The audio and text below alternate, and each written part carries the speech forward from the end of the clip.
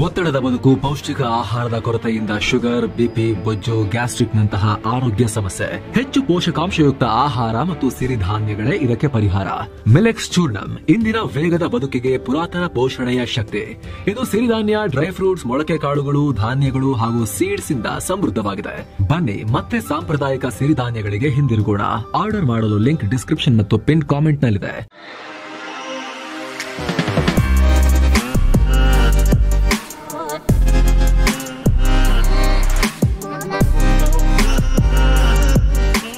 Hi friends, ದಿನದ ಎಲ್ಲ ಪ್ರಮುಖ ಸುದ್ದಿಯನ್ನು ನಿಮಗೆ ತಲುಪಿಸೋ mastmaga.com ಫುಲ್ ನ್ಯೂಸ್ಗೆ ಸ್ವಾಗತ. ನಾನು ಅಮರ್ ಪ್ರಸಾದ್. ಉತ್ತರ ಪ್ರದೇಶದಲ್ಲಿ ಗುಂಡಿನ ಸುರಿಮಳೆಯಾಗಿದೆ, ಎನ್ಕೌಂಟರ್ಗಳ ಸುರಿಮಳೆಯಾಗಿದೆ. ಯುಪಿ ಪೊಲೀಸರು ಇದ್ದಕ್ಕಿದ್ದಂತೆ ಬ್ಯಾಟ್ ಬೀಸ್ತಾ ಕ್ರೀಸ್ಗಿಳಿದಿದ್ದು 48 ಗಂಟೆಗಳಲ್ಲಿ 20 ಎನ್ಕೌಂಟರ್ ಆಗಿದೆ. ಈ ದಾಳಿಯಲ್ಲಿ ಮೋಸ್ಟ್ ವಾಂಟೆಡ್ ಪಾತಕಿ ₹1 ಲಕ್ಷ ಬಹುಮಾನವನ್ನ ತಲೆ ಮೇಲೆ ಹೊತ್ತಿದ್ದ ಇಫ್ತಿಕಾರ್ ಕೂಡ ಬಲಿಯಾಗಿದ್ದಾನೆ. ಹಾಗೆ ಇಂದರ್ ಪಾಲ್ ಅನ್ನೋ ವ್ಯಕ್ತಿ ಕೂಡ ಬಲಿಯಾಗಿದ್ದಾನೆ. ಸಿನಿಮೀಯ ರೀತಿಯಲ್ಲಿ ಹೊಡೆದು ಹಾಕಿದ್ದಾರೆ ಯುಪಿ ಪೊಲೀಸರು.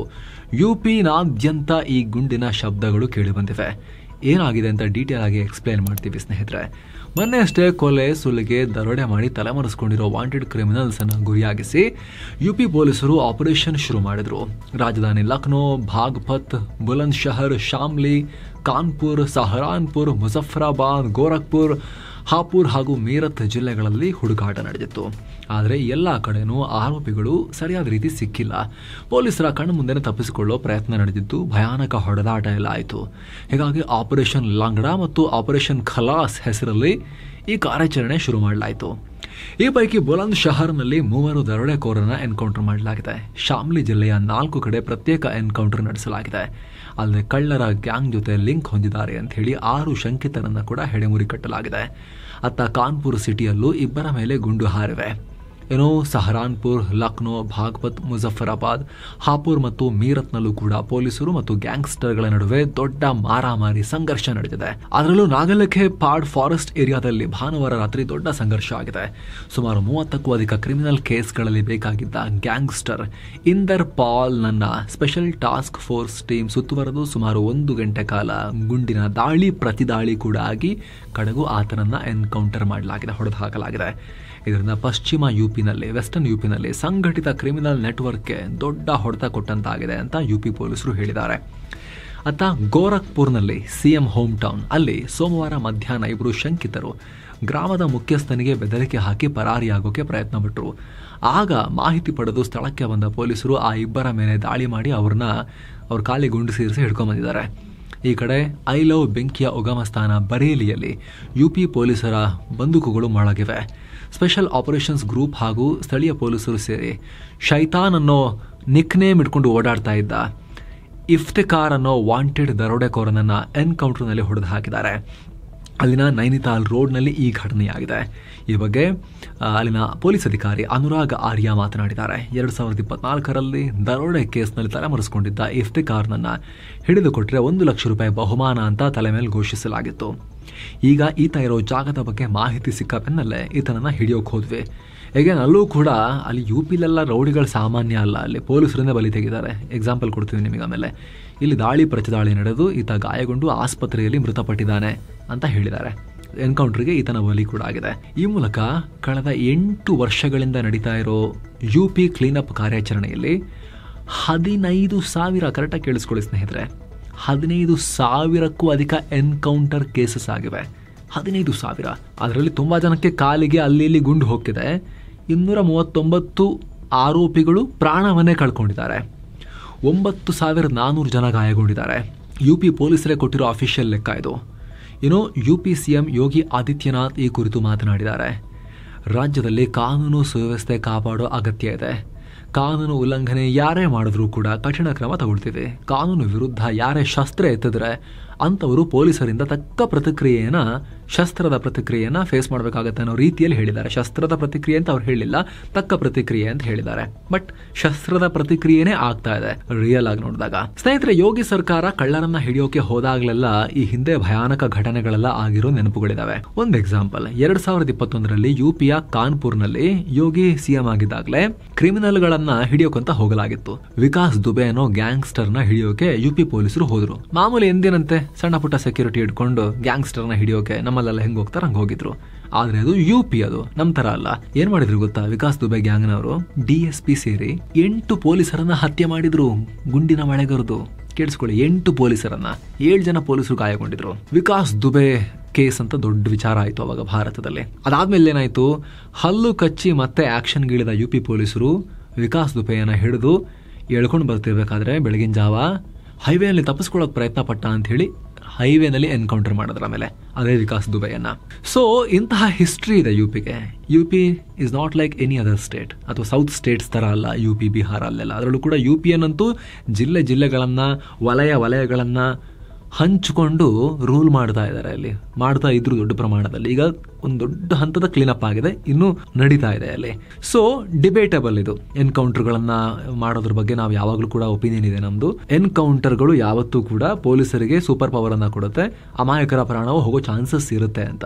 ಅದು ನಾವು ಕರ್ನಾಟಕದ ಕಾಂಟೆಕ್ಸ್ಟ್ ನಲ್ಲಿ ಹೇಳ್ತೀವಿ ಅಥವಾ ಭಾರತದಲ್ಲಿ ಎಲ್ಲೇ ಆದ್ರೂ, ಜಗತ್ತಿನಲ್ಲಿ ಎಲ್ಲೇ ಆದ್ರೂ ಅದು ನಿಜಾನೇ. ಆದ್ರೆ UPಯಲ್ಲಿ ಇದು ಡಿಬೇಟಬಲ್ ಟಾಪಿಕ್ ಆಗುತ್ತೆ. UP ಅಂತಹ ಅಥವಾ UP ತರದ ಇನ್ಯಾವುದೇ ರಾಜ್ಯದಲ್ಲಿ ಕಾನೂನು ಯಾಕ್ರಿ ಕೈ ತಗೊಳ್ತೀರಾ ಅಂತ ಯೋಗಿಯನ್ನ ಯಾರಾದ್ರೂ ಕೇಳಿದಾಗ ಯೋಗಿ ಸರ್ಕಾರ ಏನ್ ಹೇಳುತ್ತೆ ಅಂದ್ರೆ NCRB ರಿಪೋರ್ಟ್ ಮುಂದೆ ಇಟ್ಟು ಅವರು ನೋಡಿ ಅಂತ ಹೇಳ್ತಾರೆ. 2023 national crime records bureau report ಪ್ರಕಾರ UPಯಲ್ಲಿ ಈಗ ಅಪರಾಧಗಳ ಸಂಖ್ಯೆ ಮುಂಚೆ ಕಂಪೇರ್ ಮಾಡಿದ್ರೆ ಕಮ್ಮಿ ಆಗಿದೆ. ಇದು ದೇಶದ ಆವರೇಜ್ಗಿಂತ ಕಮ್ಮಿ ಆಗಿದೆ. ದೇಶದಲ್ಲಿ 1 ಲಕ್ಷ ಜನಸಂಖ್ಯೆಗೆ ಸರಾಸರಿ 270 ಅಪರಾಧ ಪ್ರಕರಣಗಳು ನಡೀತವೆ. ಆದರೆ UPಯಲ್ಲಿ ಆ ಸಂಖ್ಯೆ 181.3ಕ್ಕೆ ಇಳಿದಿದೆ. ಈ ಮೂಲಕ ದೇಶದ 17% ಜನಸಂಖ್ಯೆ ಹೊಂದಿರೋ ಅತಿ ದೊಡ್ಡ ರಾಜ್ಯ ಜನಸಂಖ್ಯೆ ವಿಚಾರದಲ್ಲಿ UP ಸೇಫ್ ರಾಜ್ಯಗಳ ಪಟ್ಟಿಯಲ್ಲಿ 20ನೇ ಸ್ಥಾನದಲ್ಲಿದೆ ಅಂತ ಆ ಡೇಟಾ ಹೇಳುತ್ತೆ. ಮುಂಚೆ ಸಿಕ್ಕಾಬಟ್ಟೆ ವರ್ಸ್ಟ್ ಇತ್ತು ಲಾ ಅಂಡ್ ಆರ್ಡರ್ ಸಿಚುವೇಶನ್, ಈಗ ನಾವು ಬೆಟರ್ ಆಗ್ತಾ ಇದ್ದೀವಿ. ನಾವು ಮಾಡ್ತಿರೋದು ಸರಿಯಾಗೇ ಇದೆ, ಇವ್ರನ್ನೆಲ್ಲ ಬೇರೆ ತರದಲ್ಲಿ ಮಟ್ಟ ಹಾಕಕ್ಕಾಗಲ್ಲ, ಕಠಿಣವಾಗಿಲ್ಲ ಅಂದ್ರೆ ಅಂತ ಅವರು ಸಮಜಾಯಿಷಿ ಕೊಡ್ತಾರೆ. ಏನೋ ಸ್ನೇಹಿತರೆ, ದೇಶ ವಿದೇಶಗಳ ಮಹತ್ವಪೂರ್ಣ ಸುದ್ದಿಯನ್ನು ಪಡೆಯೋಕೆ, ಕ್ಲೀನ್ ವೇನಲ್ಲಿ ಪಡೆಯೋಕೆ ಮಸ್ತ್ ಮಗ ಚಾನಲ್ಗೆ ದಯವಿಟ್ಟು ಸಬ್ಸ್ಕ್ರೈಬ್ ಮಾಡಿ, ಪಕ್ಕದ ಬೆಲ್ ಐಕಾನ್ ಮೇಲೆ ಕ್ಲಿಕ್ ಮಾಡೋದನ್ನ ಮರಿಬೇಡಿ ಅನ್ನೋ ಮನವಿಯನ್ನ ಇನ್ನೂ ಸಬ್ಸ್ಕ್ರೈಬ್ ಮಾಡದೇ ಇರೋ ವೀಕ್ಷಕರ ಹತ್ರ ಮಾಡ್ತಾ ಸ್ನೇಹಿತರೆ ಬನ್ನಿ ಫುಲ್ ನ್ಯೂಸ್ ಕಂಟಿನ್ಯೂ ಮಾಡೋಣ. ಏನೋ ಮಹಿಳಾ ಉದ್ಯೋಗಿಗಳಿಗೆ ಸಂಬಂಧಪಟ್ಟಂತೆ ಕರ್ನಾಟಕ ರಾಜ್ಯ ಸರ್ಕಾರ ಮಹತ್ವದ ನಿರ್ಧಾರ ತಗೊಂಡಿದೆ. ಮಹಿಳೆಯರಿಗೆ ಪ್ರತಿ ತಿಂಗಳು 1 ದಿನ ವೇತನ ಸಹಿತ ಋತುಚಕ್ರ ರಜೆ ಅಥವಾ ಮುಟ್ಟಿನ ರಜೆ ಕೊಡೋ ಪ್ರಸ್ತಾವನೆಗೆ ಸಚಿವ ಸಂಪುಟ ಅನುಮೋದನೆ ಕೊಟ್ಟಿದೆ. ರಾಜ್ಯದ ಸರ್ಕಾರಿ ಕಚೇರಿಗಳು, ಗಾರ್ಮೆಂಟ್ಸ್, ಬಹುರಾಷ್ಟ್ರೀಯ ಕಂಪನಿಗಳು, IT, ಖಾಸಗಿ ಕೈಗಾರಿಕಾ ವಲಯಗಳಲ್ಲಿ ಕೆಲಸ ಮಾಡುತ್ತಿರುವ ಮಹಿಳಾ ಉದ್ಯೋಗಿಗಳಿಗೆ ಈ ರಜೆ ಅನ್ವಯ ಆಗುತ್ತೆ. ಇದೇ ಸಚಿವ ಸಂಪುಟ ಸಭೆಯಲ್ಲಿ ಇನ್ನೂ ಹಲವು ಮಹತ್ವದ ನಿರ್ಧಾರಗಳನ್ನು ಕೂಡ ಕೈಗೊಳ್ಳಲಾಗಿದೆ. ರಾಜ್ಯ ಸಿವಿಲ್ ಸೇವೆ ಹುದ್ದೆಗಳ ನೇರ ನೇಮಕಾತಿಯಲ್ಲಿ ಎಲ್ಲಾ ಪ್ರವರ್ಗದ ಅಭ್ಯರ್ಥಿಗಳಿಗೆ ಗರಿಷ್ಠ ವಯೋಮಿತಿಯಲ್ಲಿ 3 ವರ್ಷ ಸಡಿಲಿಸಿ ದಿನಾಂಕ 29/9/2025 ಹೊರಡಿಸಿರುವ ಆದೇಶಕ್ಕೆ ಈಗ ಸಂಪುಟ ಅನುಮೋದನೆ ಕೊಡಲಾಗಿದೆ. 5ನೇ ರಾಜ್ಯ ಹಣಕಾಸು ಆಯೋಗದ ಅವಧಿ ವಿಸ್ತರಣೆ ಮತ್ತು ಕರ್ನಾಟಕ ಕಾರ್ಮಿಕ ಕಲ್ಯಾಣ ನಿಧಿ ತಿದ್ದುಪಡಿ ವಿಧೇಯಕ 2025ಕ್ಕೆ ಅನುಮೋದನೆ ಸೇರಿ ಹಲವು ಮಹತ್ವದ ವಿಚಾರಗಳಿಗೆ ಅಪ್ರೂವಲ್ ಕೊಡಲಾಗಿದೆ. CM ಸಿದ್ದು ಕ್ಯಾಬಿನೆಟ್ ನಲ್ಲಿ. ಏನೋ ಅನ್ನಭಾಗ್ಯ ಯೋಜನೆ ಫಲಾನುಭವಿಗಳಿಗೆ ಹೆಚ್ಚುವರಿ 5 kg ಅಕ್ಕಿ ಬದಲಿಗೆ ಇಂದಿರಾ ಆಹಾರ ಕಿಟ್ ವಿತರಿಸೋಕೆ ನಿರ್ಧಾರ ಮಾಡಲಾಗಿದೆ. ಸಚಿವ ಸಂಪುಟ ಸಭೆಯಲ್ಲಿ ಇದಕ್ಕೆ ಅನುಮೋದನೆ ಸಿಕ್ಕಿದೆ. ತಲಾ 5 kg ಅಕ್ಕಿ ಜೊತೆಗೆ ಕುಟುಂಬಕ್ಕೆ 1 ಆಹಾರ ಕಿಟ್ ಸಿಗುತ್ತೆ. ಈ ಕಿಟ್ನಲ್ಲಿ 2 kg ತೊಗರಿಬೇಳೆ, 1 kg ಅಡುಗೆ ಎಣ್ಣೆ, 1 kg ಸಕ್ಕರೆ, 1 kg ಉಪ್ಪು ಇರುತ್ತೆ. ಕಾಳಸಂತೆಯಲ್ಲಿ ಅಕ್ಕಿ ಮಾರಾಟ ಆಗೋದನ್ನ ತಡೆಯೋದು ಇದರ ಉದ್ದೇಶ ಆಗಿದೆ ಅಂತ ಸರ್ಕಾರ ಹೇಳಿದೆ. ಆದ್ರೆ ಅಕ್ಕಿ ಖರೀದಿಗೆ ಅಕ್ಕಿ ಸಿಗ್ತಾ ಇಲ್ಲ, ಹೀಗಾಗಿ ಹೊಸತೇನೋ ಒಂದು ಹುಡುಕ್ತಾ ಇದ್ದಾರೆ ಅನ್ನೋ ಟೀಕೆ ಕೂಡ ಇದೆ. ಒಟ್ಟಲ್ಲಿ ಜನರಿಗೂ ಯೂಸ್ ಆಗಂತದ್ದು ಏನಾದ್ರು ಕೊಟ್ರೆ ಇಟ್ಸ್ ಓಕೆ. ಬರೀ ಅಕ್ಕಿ ಅಂತ ಎಷ್ಟು ತಿಂತಾರೆ ಜನ, ಅದ್ರ ಬದಲಿಗೆ ಬೇರೆ ಏನಾದರೂ ಕಿಚನಲ್ಲಿ ಯೂಸ್ ಆಗೋ ಕಿಟ್ ಕೊಟ್ರೆ ಚೆನ್ನಾಗೇ ಇರುತ್ತೆ. ಏನೋ ಕರ್ನಾಟಕದಲ್ಲಿ ಮತ್ತೆ ಡಿನ್ನರ್ ಪಾಲಿಟಿಕ್ಸ್ ಸದ್ದು ಮಾಡ್ತಾ ಇದೆ. ನಾಯಕತ್ವ ಬದಲಾವಣೆ, ಸಂಪುಟ ಪುನರಚನೆಯ ಗುಸುಗುಸು ನಡುವೆ CM ಸಿದ್ದರಾಮಯ್ಯ ಅಕ್ಟೋಬರ್ 13ಕ್ಕೆ ಎಲ್ಲ ಸಂಪುಟ ಸಚಿವರಿಗೆ ಔತಣಕೂಟ ಇಟ್ಕೊಂಡಿದ್ದಾರೆ. ನವೆಂಬರ್ನಲ್ಲಿ ಸಚಿವ ಸಂಪುಟ ಪುನರಚನೆ ಮಾಡುವ ವಿಚಾರವಾಗಿ ಈ ಡಿನ್ನರ್ ಆಯೋಜನೆ ಮಾಡಲಾಗಿದೆ ಅಂತ ಹೇಳ್ತಿದ್ದಾರೆ. 50% ಸಚಿವರನ್ನ ಸಂಪುಟದಿಂದ ಕೈಬಿಟ್ಟು ಹೊಸ ಮುಖಗಳಿಗೆ CM ಮಣೆ ಹಾಕಬಹುದು ಅನ್ನೋ ಚರ್ಚೆ ಇದೆ. ಕಾಂಗ್ರೆಸ್ ಹೈಕಮಾಂಡ್ ಜೊತೆಗಿನ ಸಭೆಯಲ್ಲಿ ಈ ವಿಚಾರವನ್ನ CM ಪ್ರಸ್ತಾಪ ಮಾಡಿದ್ದಾರೆ ಅಂತ ಹೇಳಲಾಗ್ತಿದೆ. ಬಿಹಾರ ಚುನಾವಣೆ ನಂತರ ಸಂಪುಟ ಪುನರಚನೆಯಾಗೋದು ಪಕ್ಕಾ ಅನ್ನೋ ರೀತಿ ವಿಶ್ಲೇಷಣೆಗಳಿದಾವೆ. ಈ ಬೆಳವಣಿಗೆಗಳ ನಡುವೆ ಗೃಹ ಮಂತ್ರಿ ಜಿ ಪರಮೇಶ್ವರ್, ಸಚಿವ ಸತೀಶ್ ಜಾರಕಿಹೊಳಿ, ಸಚಿವ HC ಮಹದೇವಪ್ಪ ಕೂಡ ಪ್ರತ್ಯೇಕ ಮೀಟಿಂಗ್ ನಡೆಸಿದ್ದಾರೆ ಅನ್ನೋ ಮಾಹಿತಿ ಇದೆ. ಕ್ರಾಂತಿ ಒಂದು ವೇಳೆ ಆದ್ರೆ ಶಾಂತಿಯಿಂದ ಮಾತಾಡೋ ಪರಮೇಶ್ವರೇ ಆಗಬೇಕು CM ಅಂತ ಹೇಳೋಕೆ, ತಯಾರಿ ಮಾಡೋಕೆ ಇವರೆಲ್ಲ ಸೇರಿದ್ರು ಅಂತ ಸುದ್ದಿ ಆಗ್ತಿದೆ. ಗಮನಿಸಿ, ಇದರಲ್ಲಿ ಹೆಸರು ಸತೀಶ್ ಜಾರಕಿಹೊಳಿ ಅವ್ರದ್ದು ಮತ್ತೆ ಮಹದೇವಪ್ಪ ಅವ್ರದ್ದು ಇದೆ. ಇವರೆಲ್ಲ ಸಿದ್ದು ಆಪ್ತ ವಲಯದಲ್ಲಿ ಗುರುತಿಸ್ಕೊಳ್ಳೋರು. ನಮ್ಮ ಬಾಸ್ ಹೋದ್ರೆ ಇವ್ರನ್ನ ಮಾಡೋಣ ಹೊಸ ಬಾಸು, DK ಆಗಬಾರ್ದು ಅನ್ನೋ ಲೆಕ್ಕಾಚಾರದಲ್ಲಿ ಇವರೆಲ್ಲ ಇರ್ಬೋದು. ಏನೋ ಈ ಸಂಪುಟ ಪುನರ್ರಚನೆ ವಿಚಾರವಾಗಿ DCM DK ಶಿವಕುಮಾರ್ ಮಾತನಾಡಿದ್ದಾರೆ. ನನಗಿದ್ರ ಬಗ್ಗೆ ಮಾಹಿತಿ ಇಲ್ಲ, ಇದೆಲ್ಲ CMಗೆ ಬಿಟ್ಟಿದ್ದು, ನಾವೆಲ್ಲ ಪಕ್ಷಕ್ಕಾಗಿ ವರ್ಕ್ ಮಾಡ್ತಾ ಇದ್ದೀವಿ, ಇದರಲ್ಲಿ ನನ್ನ ಹಸ್ತಕ್ಷೇಪ ಇಲ್ಲ, ಸುಮ್ಮನೆ ಗೊಂದಲ ಮಾಡಬೇಡಿ ಅಂತ ಹೇಳಿದ್ದಾರೆ. ಇತ್ತ ಗೃಹ ಮಂತ್ರಿ ಪರಮೇಶ್ವರ್ ಮಾತನಾಡಿ ಏನು ಹೇಳಿದ್ದಾರೆ, ಈ ಸಲ ಹೇಳಿದ್ದಾರೆ, ಆನ್ಸರ್ ಮಾಡಿದ್ದಾರೆ. ಸಚಿವ ಸಂಪುಟದ ವಿಸ್ತರಣೆ ರಾಜ್ಯ ನಾಯಕರ ಹಂತದಲ್ಲಿ ನಡೆಯಲ್ಲ, ಇದು ಪಕ್ಷದ ಹೈಕಮಾಂಡ್ ನಿರ್ಧಾರ ಅಂತ ಹೇಳಿದ್ದಾರೆ. ಅಲ್ಲಿ ತನಕ ಓಕೆ. ನೆಕ್ಸ್ಟ್ ಏನು ಹೇಳಿದ್ದಾರೆ ಗೊತ್ತಾ, ಸಂಪುಟ ಪುನರಚನೆ ಕುರಿತಾದ ಸುದ್ದಿಯನ್ನ ಯಾರು ಹರಡುತ್ತಿದ್ದಾರೆ ಅದರ ಬಗ್ಗೆ ಗೊತ್ತಿಲ್ಲ ಅಂದಿದ್ದಾರೆ. CM ಕರೆದಿರೋ ಔತಣಕೂಟಕ್ಕೂ ಸಂಪುಟ ಪುನರಚನೆ ವಿಚಾರಕ್ಕೂ ಸಂಬಂಧನೂ ಇಲ್ಲ ಅಂತ ಹೇಳಿದ್ದಾರೆ ಪರಮೇಶ್ವರ್ ಅವರು. ಏನೋ ವಿಜಯಪುರದ ಚಡಚಣದಲ್ಲಿ SBI ಬ್ಯಾಂಕ್ ದರೋಡೆ ಮಾಡಿದ್ದ 4 ಖದೀಮರನ್ನ ಪೊಲೀಸರು ಅರೆಸ್ಟ್ ಮಾಡಿದ್ದಾರೆ. 3 ದರೋಡೆಕೋರರು ಬಿಹಾರ ಮೂಲದವರಾಗಿದ್ದು 21-22 ವಯಸ್ಸಿನವರು ಅನ್ನೋದು ಗೊತ್ತಾಗಿದೆ. ಇನ್ನೊಬ್ಬ ಆರೋಪಿ ಮಹಾರಾಷ್ಟ್ರದವನು. ಇಲ್ಲಿವರೆಗೆ ಆರೋಪಿಗಳಿಂದ 9.1 kg ಚಿನ್ನ ಮತ್ತು 86 ಲಕ್ಷ ರೂಪಾಯಿಗೂ ಅಧಿಕ ಕ್ಯಾಶ್ ಅನ್ನು ವಶಪಡಿಸಿಕೊಳ್ಳಲಾಗಿದೆ. ತನಿಖೆ ಮುಂದುವರೆದಿದೆ. ಕಳೆದ ಸೆಪ್ಟೆಂಬರ್ 16ನೇ ತಾರೀಕು ವಿಜಯಪುರ ಜಿಲ್ಲೆ ಚಡಚಣ SBI ಬ್ಯಾಂಕ್ನಿಂದ 1 ಕೋಟಿ ರೂಪಾಯಿ ನಗದು ಮತ್ತು 12-13 kgಯಷ್ಟು ಚಿನ್ನವನ್ನು ಹೊತ್ಕೊಂಡು ಹೋಗಿದ್ರು ಇವರು. ನಟಿ ರಮ್ಯಾಗೆ ಅಶ್ಲೀಲ ಕಾಮೆಂಟ್ ಮಾಡಿ ಬಂಧಿತರಾಗಿದ್ದ ನಟ ದರ್ಶನ್ ಫ್ಯಾನ್ಸ್ ವಿರುದ್ಧ CCB ಪೊಲೀಸರು 380 ಪುಟಗಳ ಚಾರ್ಜ್ ಶೀಟ್ ಸಲ್ಲಿಕೆ ಮಾಡಿದ್ದಾರೆ. ಅದರಲ್ಲಿ ಆರೋಪಿಗಳು ಸೋಷಿಯಲ್ ಮೀಡಿಯಾದಲ್ಲಿ ಕಾಮೆಂಟ್ ಹಾಕಿದ ಸ್ಕ್ರೀನ್ಶಾಟ್, ವಿಡಿಯೋ ಶೇರ್ ಆಗಿರೋ ಲಿಂಕ್ಗಳು, ದೂರುದಾರೆ ರಮ್ಯಾ ಸ್ಟೇಟ್ಮೆಂಟ್, ವಿಧಿವಿಜ್ಞಾನ ಪ್ರಯೋಗಾಲಯದ ವರದಿ ಎಲ್ಲದರ ಬಗ್ಗೆ ಮಾಹಿತಿ ಕೊಡಲಾಗಿದೆ. ಈ ಪ್ರಕರಣದಲ್ಲಿ ಒಟ್ಟು 11 ಜನರ ವಿರುದ್ಧ ಕೇಸ್ ದಾಖಲಾಗಿದ್ದು ಇನ್ನು 6 ಜನರನ್ನ ಪೊಲೀಸರು ಅರೆಸ್ಟ್ ಮಾಡಬೇಕಾಗಿದೆ. ಸೋಷಿಯಲ್ ಮೀಡಿಯಾದಲ್ಲಿ ಕಾಮೆಂಟ್ ಮಾಡಬೇಕಾದ್ರೂ ಕೂಡ ಇನ್ನು ಮುಂದೆ ಬಹಳ ಹುಷಾರಾಗಿರ್ಬೇಕು ಅನ್ನೋ ಸಂದೇಶವನ್ನ ಈ ಕೇಸ್ ರವಾನೆ ಮಾಡ್ತಾ ಇದೆ. ಏನೋ ಕರ್ನಾಟಕದಲ್ಲಿ ಪ್ರವಾಹ ಪೀಡಿತ ರೈತರ ಅಕೌಂಟ್ಗೆ ಮುಂದಿನ 30 ದಿನಗಳಲ್ಲಿ ಪರಿಹಾರದ ಅಮೌಂಟ್ ಟ್ರಾನ್ಸ್ಫರ್ ಆಗುತ್ತೆ ಅಂತ ಕಂದಾಯ ಮಂತ್ರಿ ಕೃಷ್ಣ ಬೈರೇಗೌಡ ಭರವಸೆ ಕೊಟ್ಟಿದ್ದಾರೆ. 12.54 ಲಕ್ಷ ಹೆಕ್ಟೇರ್ ಪ್ರದೇಶದಲ್ಲಿ ಬೆಳೆ ಹಾನಿಯಾಗಿತ್ತು. ಒಟ್ಟು 2,000 ಕೋಟಿ ರೂಪಾಯಿ ರೀತಿ ನಾವು ಡಿಸ್ಟ್ರಿಬ್ಯೂಟ್ ಮಾಡ್ತೀವಿ ಅನ್ನೋ ರೀತಿಯಲ್ಲಿ ಹೇಳಿದ್ದಾರೆ. ಜೂನ್ನಿಂದ ಹಿಡಿದು ಸೆಪ್ಟೆಂಬರ್ ವರೆಗೆ ರಾಜ್ಯದ ಕೆಲ ಕಡೆ ಸುರಿದ ಭಾರಿ ಮಳೆಯಿಂದ ಪ್ರವಾಹ ಪರಿಸ್ಥಿತಿ ಉಂಟಾಗಿತ್ತು. ಏನೋ ಪಾಕಿಸ್ತಾನವನ್ನ ಭಾರತದ ವಾಯುಪಡೆ ಎಷ್ಟು ಸೀರಿಯಸ್ ಆಗಿ ತಗೊಂಡಿದೆ ಅನ್ನೋದಕ್ಕೆ ಈ ವಿಚಾರ ನೋಡಿ, ಸುದ್ದಿ ನೋಡಿ, ಇದು ದೊಡ್ಡ ಎಕ್ಸಾಂಪಲ್. ಇದು ರಿಯಲ್, ಇದು ಸುಮ್ಮನೆ ಭ್ರಮೆ ಅಂತ ಅನ್ಕೊಂಬಿಡಿ, ರಿಯಲ್ ಇದು. ಫಸ್ಟೇ ಹೇಳ್ಬಿಡ್ತೀವಿ, ನಿಮ್ಗೆ ನಂಬಲಿಕ್ಕೆ ಕಷ್ಟ ಆಗ್ಬೋದು.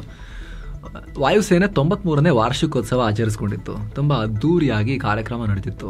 ಈ ವೇಳೆ ಕಾರ್ಯಕ್ರಮದ ಊಟದ ಮೆನ್ಯೂ ಕಾರ್ಡ್ನಲ್ಲಿ ಐಟಮ್ಸ್ಗಳಿಗೆ ಆಪರೇಷನ್ ಸಿಂಧೂರ್ ವೇಳೆ ಭಾರತದ ಹೊಡೆತ ತಿಂದಿದ್ದ ಮಿಸೈಲ್ ರುಚಿಯನ್ನ ನೋಡಿದಂತ ಪಾಕ್ ನಗರಗಳ ಅವರ ಏರ್ಫೋರ್ಸ್ ಬೇಸ್ಗಳ ಹೆಸರಿಟ್ಟಿರೋದು ಕಂಡುಬಂದಿದೆ. ಅದರಲ್ಲೂ ರಾವಲ್ಪಿಂಡಿ ಚಿಕನ್ ಟಿಕ್ಕಾ ಮಸಾಲ, ರಫೀಕಿ ರಾರಾ ಮಟನ್, ಭೊಲಾರಿ ಪನೀರ್ ಮೇಥಿ ಮಲೈ, ಸೊಖುರ್ ಶಾಮ್ ಸವೇರಾ ಕೋಫ್ತಾ ಅಂತ ಹೆಸರಿಟ್ಟಿದ್ದಾರೆ. ಅಲ್ಲದೆ ಸರ್ಗೋದಾ ದಾಲ್ ಮಖಾನೆ, ಜಕೋಬಾಬಾದ್ ಮೇವಾ ಪುಲಾವ್, ಬಹೋಲ್ಪುರ್ ನಾನ್ ಅಂತ ಮೆನುನಲ್ಲಿ. ನಾನ್ ಹೆಂಗಾಗತ್ತೆ ಹೇಳಿ ಗೊತ್ತಲ್ಲ, ತಂದೂರಲ್ಲಿ ಹಾಕಿ ಸುಡ್ತಾರಲ್ಲ. ಬಹೋಲ್ಪುರಲ್ಲಿ ಏನಾಗಿತ್ತು ಅಂತ ನಿಮಗೆ ಗೊತ್ತಲ್ಲ. ಸೊ ಬಹೋಲ್ಪುರ್ ನಾನ್ ಅಂತ ಮೆನುನಲ್ಲಿ ಉಲ್ಲೇಖ ಮಾಡಲಾಗಿದೆ. ಇನ್ನು ಸ್ವೀಟ್ಸ್ ವಿಭಾಗದಲ್ಲಿ ಬಾಲಕೋಟ್ ತಿರಮಿಸು, ಮುಜಫರಾಬಾದ್ ಕುಲ್ಫಿ ಮತ್ತು ಮುರಿದ್ ಕೆ ಮೀಠಾ ಪಾನ್ ಅಂತ ಹಾಕೊಂಡಿದ್ದಾರೆ. ನಮ್ಮ ಏರ್ಫೋರ್ಸ್ನಲ್ಲೂ ಕೂಡ ಸ್ವಲ್ಪ ಸೆನ್ಸ್ ಆಫ್ ಹ್ಯೂಮರ್ ಚೆನ್ನಾಗಿದೆ ಅಧಿಕಾರಿಗಳದ್ದು. ಕೆಲವ್ರದ್ದು ಯಾರಿಗೋ ಚೆನ್ನಾಗಿ ಐಡಿಯಾ ಹೊಡೆದು ಬಿಟ್ಟಿದೆ. ಪಾಕಿಸ್ತಾನದವ್ರು ಇದನ್ನ ನೋಡಿ ಏನು ಹೇಳಬೇಕೀಗ, ಮೈಯೆಲ್ಲ ಉರ್ಕೊಂಡಿರ್ತಾರೆ ಅಷ್ಟೇ. ಮತ್ತೊಂದು ಕಡೆ ಜಮ್ಮು ಕಾಶ್ಮೀರದಲ್ಲಿ ಉಗ್ರ ನಿಗ್ರಹ ಕಾರ್ಯಾಚರಣೆಗೆ ಸಂಬಂಧಪಟ್ಟಂತೆ ದೊಡ್ಡ ಪ್ರಯತ್ನ ಪಡ್ತಿರೋ ಭಾರತ ಈಗ ಕೇಂದ್ರ ಗೃಹ ಮಂತ್ರಿ Amit Shah high level meeting ಮಾಡಿದ್ದಾರೆ. ಭದ್ರತೆ ವಿಚಾರವಾಗಿ ಈ ಸಭೆ ನಡೆಸಿದ್ದಾರೆ ಅಮಿತ್ ಶಾ ಅವರು.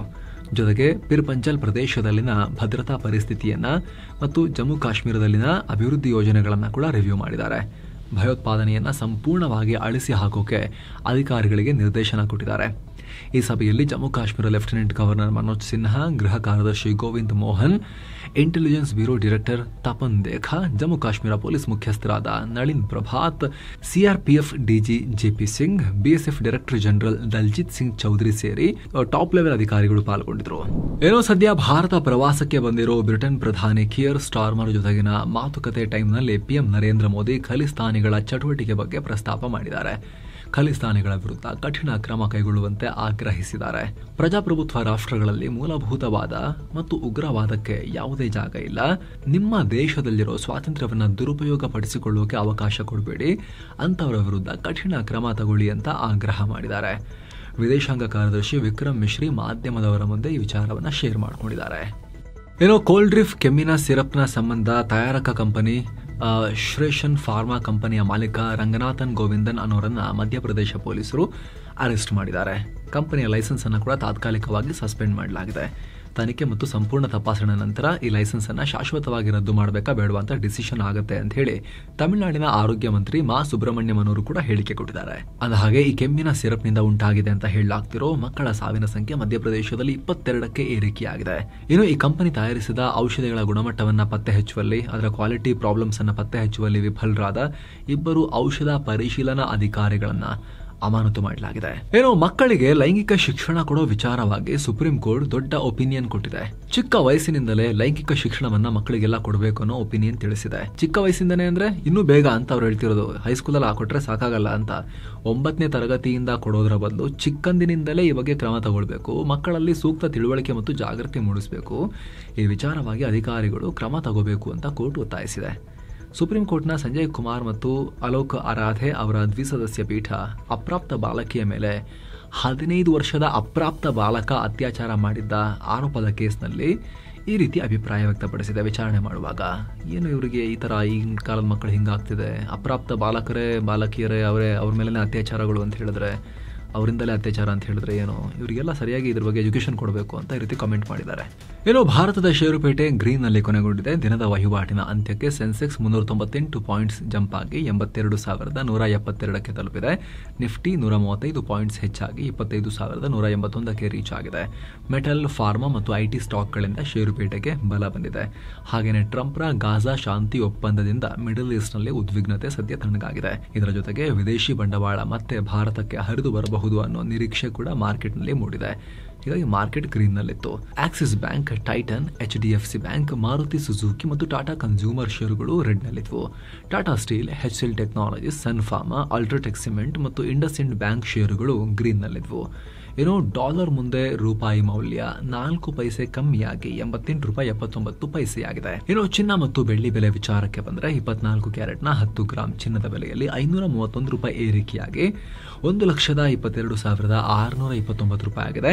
22 ಕ್ಯಾರೆಟ್ನ 10 ಗ್ರಾಂ ಚಿನ್ನದ ಬೆಲೆಯಲ್ಲಿ $490 ಏರಿಕೆಯಾಗಿ $1,12,330 ಆಗಿದೆ. 1 ಕೆಜಿ ಬೆಳ್ಳಿ ಬೆಲೆಯಲ್ಲಿ $6,850 ಜಾಸ್ತಿಯಾಗಿ $1,59,550 ಆಗಿದೆ.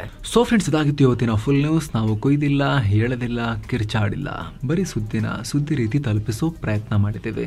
ನಿಮಗಿದು ಇಷ್ಟ ಆಗ್ತಾ ಇದ್ರೆ ಮಸ್ತ್ ಮಗ ಚಾನಲ್ಗೆ ದಯವಿಟ್ಟು ಸಬ್ಸ್ಕ್ರೈಬ್ ಮಾಡಿ, ಪಕ್ಕದ ಬೆಲ್ ಐಕಾನ್ ಮೇಲೆ ಕ್ಲಿಕ್ ಮಾಡೋದನ್ನ ಯಾವುದೇ ಕಾರಣಕ್ಕೂ ಮರಿಬೇಡಿ ಅನ್ನೋದು ನಿಮ್ಮಲ್ಲಿ ನಮ್ಮ ಕಳಕಳಿಯ ಮನವಿ. Thank you so much. ಮತ್ತೆ ಭೇಟಿ ಆಗ್ತಿರೋಣ ಸ್ನೇಹಿತರೆ. ನಮಸ್ತೆ.